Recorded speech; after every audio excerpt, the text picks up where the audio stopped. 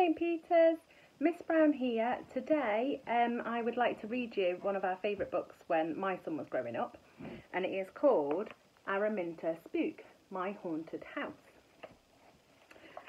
Chapter 1. Sir Horace Helmand. It all began when I was in my Thursday bedroom doing my ghost practice. I have always done regular ghost practice, as I was sure it would be much easier to find a ghost if the ghost thought I was one too. I have always wanted to find a ghost, but you know, even though our house is called Spook House, I have never, ever seen a single ghost, not even a very small one. I thought that Aunt Tabby had scared them all off. She would scare me off if I was a ghost. Anyway, I was busy doing my practice and I had my ghost sheet over my head, which is why I tripped over Sir Horace's left foot. Stupid thing! Then his left foot fell off and Sir Horace collapsed into hundreds of tiny pieces. Stupid Sir Horace! And then all the stupid bits of Sir Horace rolled all over my floor, and I stepped on his head and got my foot stuck inside. Don't worry, it wasn't a real head. Sir Horace is just a boring old suit of armour that's always hanging around, lurking in various dark corners. I was yelling at it to get off and hopping around, shaking my foot like mad, but Sir Horace's stupid head was totally stuck. Then, with really great timing, I heard Aunt Tabby shout, "Breakfast!" in that, "If you don't come down right now and get it, I shall give it to the cat" voice. Not that we have a cat, but she would if we did have one. I know she would. So I gave my foot the biggest shake, and in fact, I am surprised my whole leg didn't come off, and Sir Horace's helmet flew off, shot out of the bedroom door, hurtled down the attic stairs. It made a fantastic noise. I could hear it all the way down to the basement. Sound really travels in this house. I could easily hear Aunt Tabby's screams too. I thought I'd better get going, so I slid down the banister and hopped off the landing. I wanted to see if Uncle Drac had gone to sleep yet. He works nights. Because if he had, I was going to wake him up and make him come downstairs with me, just in case Aunt Tabby was going to throw a wobbly. His bedroom door is the little red one at the end of the top corridor, the one that goes to the turret. I was very careful pushing the door open, as it sheer dropped down for miles. Uncle Drac took all the floors out so that his bats could fly wherever they wanted. Uncle Drac loved bats. They're so sweet. I love them too. I pushed Big Bat out of the way, and he fell all the way down to the bottom. It didn't matter though, as the floor is about 10 feet deep in bat poo, so it's very, very soft. Without Big Bat clogging up the door, I could easily see Uncle Drac's sleeping bag. It was hanging from one of the joists like a great big flowery bat, and it was empty. Great, I thought, he's still downstairs with Aunt Tabby. So to save time, I slid down the big stairs banister and the basement stairs banister too, which I'm not meant to do, as it keeps falling over. And I was outside the second kitchen on the left, just past the larder, in no time. It was suspiciously quiet in there. Oops, I thought, trouble. I pushed open the door really considerately, and I was glad I did, as Aunt Tabby was sitting at the end of the long table buttering some toast in a way that made you think the toast had done something really personal and rude. It didn't look like a fun breakfast time, I thought. The signs were not good. First not good sign. Sitting in the middle of the table was Sir Horace's helmet. It had a lot more dents in it when I last saw it. But that obviously wasn't my fault, as it was okay when it left my foot. Second, third, fourth and fifth not good signs. Aunt Tabby was covered in soot, apart from 2 little windows in her glasses, which she'd wiped clear so that she could attack the toast. Aunt Tabby being covered in soot is one of the worst signs. It means she has had a fight with the boiler and the boiler has won. I sat down in my seat in a thoughtful and caring way.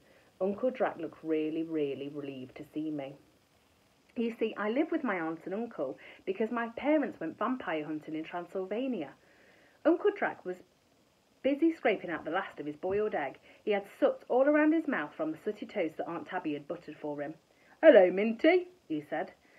"Hello, Uncle Drac," I said. I tried to think of something nice to say to Aunt Tabby, but it was difficult to think of anything at all with Sir Horace's helmet staring at me with its little beady eyes. It doesn't really have eyes, of course. I often used to think it was looking at me, even though I was sure it was nothing more than an empty tin can. Aunt Tabby plonked down my bowl of porridge in front of me, so I said, "Thank you, Aunt Tabby." And then, because Aunt Tabby likes polite conversation at breakfast, I said, "Have you been having trouble with the boiler, Aunt Tabby?" "Yes, dear, but not for much longer," Aunt Tabby said, hardly moving her lips. I used to think that when Aunt Tabby spoke like that, she was practicing to be a ventriloquist. But now I know it means that she's made her mind up about something, and she doesn't care whether you agree or not. "Oh, why's that, Aunt Tabby?" I asked, especially nicely, while I covered my porridge with brown sugar and stirred it in all really fast, so that the porridge went a nice muddy colour. Aunt Tabby sort of gritted her teeth and said, "Don't do that with the sugar, dear. Because we're moving, that's why." Not much stops me from digging mud ditches in my porridge. You know, the ones where you scrape a channel through it and it fills with runny brown sugar, which I think looks like mud. But that did. Moving? What was she talking about? We couldn't possibly move. Not before I'd found at least one ghost, and I wanted to find a vampire and a werewolf too. I was sure there must be some in the cellar. "Don't leave your mouth open, dear, when it's full," said Aunt Tabby, which I didn't think was fair, as Uncle Drac had his mouth open too, and it was full of sooty toast, which looked disgusting. Then Aunt Tabby fixed Uncle Drac with a fiendish stare, which was nearly as good as mine, and said, "Drac, this house is far too big for us. It's dusty and it's dirty, it's freezing cold and full of spiders. The boiler is a menace. We are moving to a nice, clean, small, modern flat without a boiler." "Boo, boo, boo," I tried to interrupt, but it was no use. Aunt Tabby just kept on going. "And when we have moved to a flat, helmets from rusty old suits of armour won't keep landing on my toes, because we won't have any rusty old suits of armour.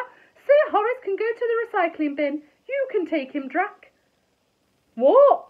said Uncle Drac, looking a bit like one of my old goldfish used to, when the water in the bowl got very low. At last I got a word in, even though I still had a mouthful of porridge, which I'd been too shocked to swallow. "But we can't leave this house," I told Aunt Tabby. "Nowhere would be the same as this." "Exactly," said Aunt Tabby, like I'd agreed with her on something. "Nowhere could possibly be like this." I looked at Uncle Drac. I needed some help here. Uncle Drac took the hint. Now, Tabby dear," he muttered in his calm-down Aunt Tabby voice. "You know you don't mean it." "I do mean it, Drac," Aunt Tabby told him. Then she tried to get me on her side. "And Araminta, dear, you often say you're lonely here. Just think, you would have lots of friends in a nice block of flats." She didn't succeed. "I don't care," I told her. "I'd rather stay here than have a lot of stupid friends anyway." "Well, we'll see about that," said Aunt Tabby with her mad ventriloquist looks. Chapter 2. This house is for sale. Later that morning I was looking out of my Thursday bedroom window and thinking about what Aunt Tabby had said. I always find it easier to think when I am doing something, so I was busy picking off lumps of peeling black paint from around the windows and throwing them at the monster statues on the garden. It was lucky that I looked down and noticed a man standing on the front doorstep. He was wearing a shiny blue suit and was staring up at the house while he wrote some notes on his clipboard. I knew what he was straight away. An estate agent! I could see Aunt Tabby meant business. Well, so did I. So I got down from the window and hummed a happy little tune to myself. La-dee-da, la-dee-da, time to clean up my fish bowl. I found the old bowl in a dark corner where I'd put it after Brian, my last goldfish, escaped. I don't know where Brian went, but he never came back. For sentimental reasons, I had kept the bowl just as Brian had left it, so it was full of slime, old weeds, and some very smelly green water. The estate agent was standing right underneath my window. I balanced the fishbowl on the windowsill and tipped it. The sludge landed, splat, right on him. Bullseye! The estate agent had green goo all over his head and his shiny blue suit. He stood...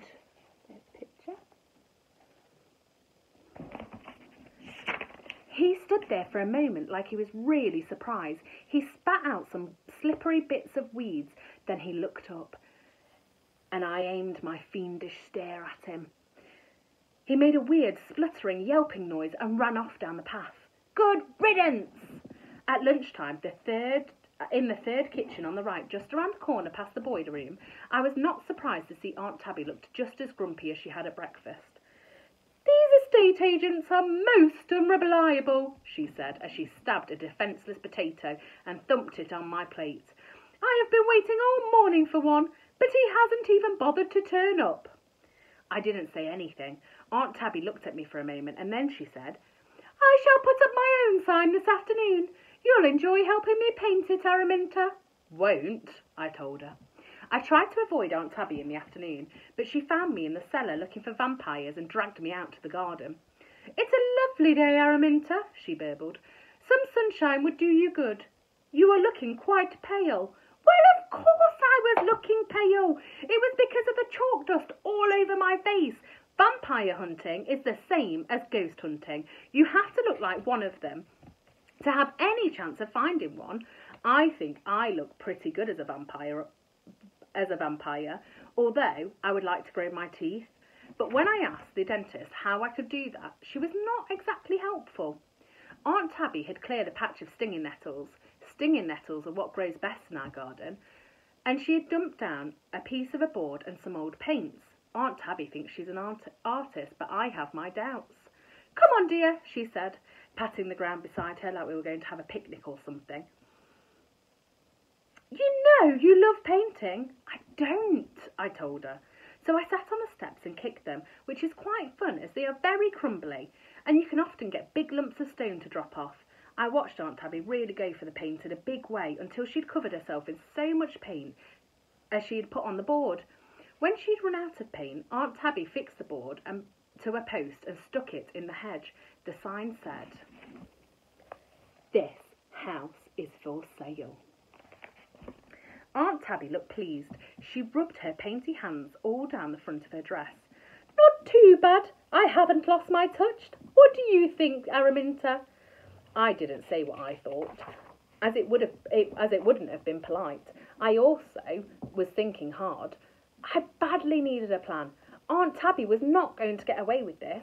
So while Aunt Tabby went indoors to shout at the boiler, I thought about my plan. It didn't take too long before I had one. Soon, the sign said, "This house is not for sale." Simple. Right, I'm going to leave it there, and hopefully I'll be on in the next couple of days to give you chapter 3 and 4. I hope you're really enjoying it, St. Peter's, and I can't wait to find out whether they sell their house or if they don't. I wonder what will happen. Take care, and I'll see you all soon. Bye.